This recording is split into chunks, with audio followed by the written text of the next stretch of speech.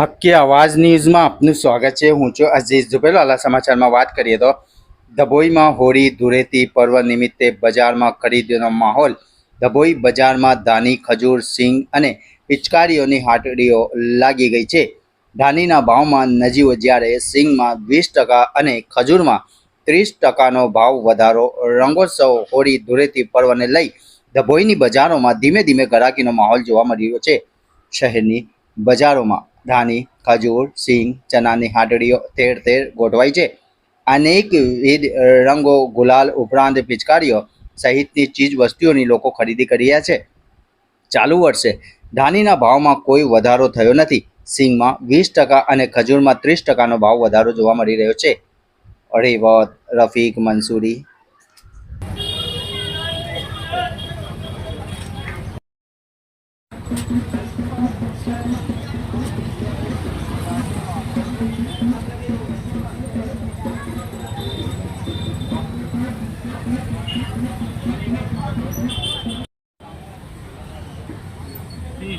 आपको भरा लेने इसको बापू भी बोले ना काम करता है और ले ले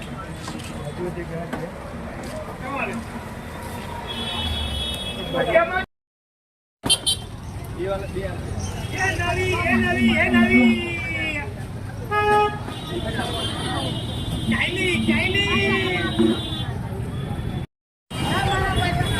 चाइली नवी गाड़ी आओ આવતા હા હવે આવતા પાપડી રે લો દાડી પાપડી રે લો ચલે એ દાડી વાળા લાલ રે અરે દાડિયા બીજું હાયા કેટલા કિલો બે